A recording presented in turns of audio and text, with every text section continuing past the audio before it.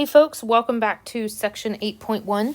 Honestly, I have lost track of how many videos there are in this section now, so this is yet another video on the ambiguous triangle. If I had my guesses here, I would think this is probably the hardest of all, and that's the two-solution triangle. So let's just real quick remind you of what I said in the last video, dealing here with option number 3. If when you go find the sine of your angle and it gives you a good range, it's a good number, then we know that there's either going to be one or two triangles. Now, I've already given you an example of the one triangle, so let's look now at the two triangles. What are we going to do? Well, first of all, go find out what your angle is by using inverses. Remember that anytime you use sine inverse, you need to consider that there's a second possibility.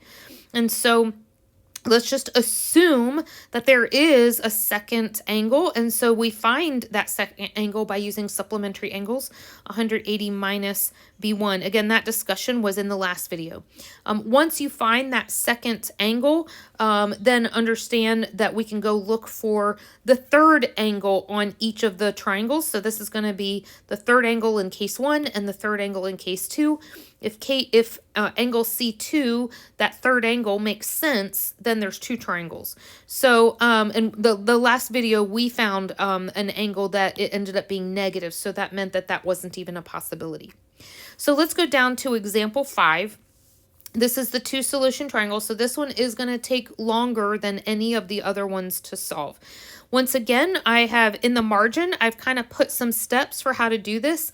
Folks, this is going to take practice, so you may have to watch this video more than one time to be able to get the hang of what it is that you're doing.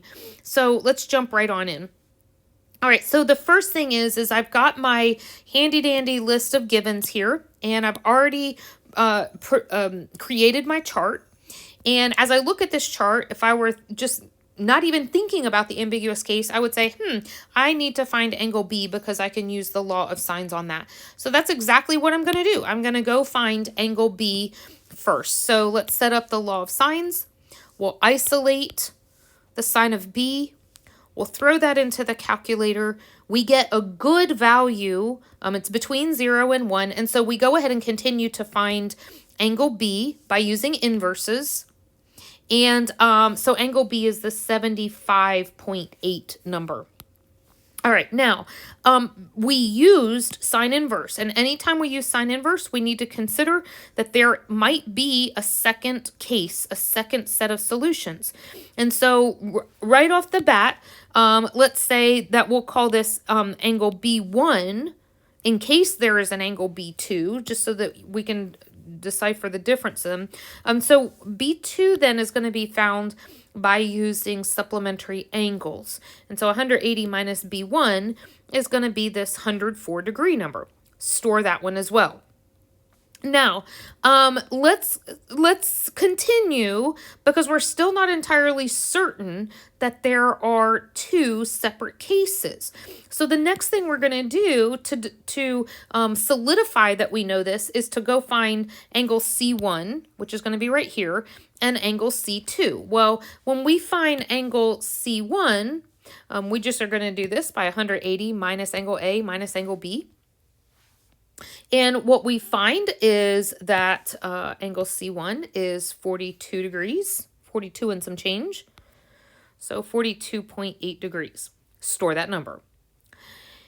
Angle C2, this is where we're going to be able to definitively say, yes, there's only one case, or yes, there's only two, or there's two cases here.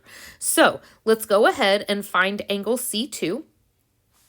And while I'm here, let's go ahead and create a new chart just in case there is a second set of solutions, since I've already told you that there is a second set of solutions. So B2 we had already found to be that 104 degree number. Let's find out what that second C2 is there. And so C2 is going to be done by 180 minus A minus B2. And what we get here is not a negative number. What we get here is this 14 number. So this is a number that tells us, it's positive, it makes sense. So yes, there is a second case to solve. All right, now, notice that you want to store those numbers. Now, just a little side note, you might be wondering, what in the world are these little green letters down here? And this is something that I can't call both this B1 and B2 in my calculator. I can't call them the same letter. So I just wrote down in a different color what I named them as in my calculator. It just helps me to keep things straight because I tend to be forgetful. All right, so I have found everything I need to except for case 1 side C and case 2 side C. And let me come back in here and just name these with little sub 1s so I can tell the difference between them. All right, I need the law of sines then to find my 2 side C's. And so we'll set up our law of sines, isolate the C1, and notice here that I'm using that little letter. This, instead of typing in my 42.8 whatever decimal, I just used alpha C in my calculator. And that way I didn't have to type anything in. That was for free. And we'll throw that into my calculator, and I'm going to get this 27 number. And then to find side C2, once again, I'm going to be focusing only on the second 2 pieces of my proportion. So I'll isolate C2. And when I isolate C2, once again, you'll notice that I'm using this little guy here. That's what I named it in my calculator. And I'll get this 10.06 number. All right, folks, so that is solving the 2-solution triangle. That, like I said, that's probably the hardest of all of the solvings as far as the ambiguous case. It's probably the hardest one to do. It's just hard to keep everything straight. So if I were you, I would do several of these, and I think that it'll start to click once you've done a few on your own.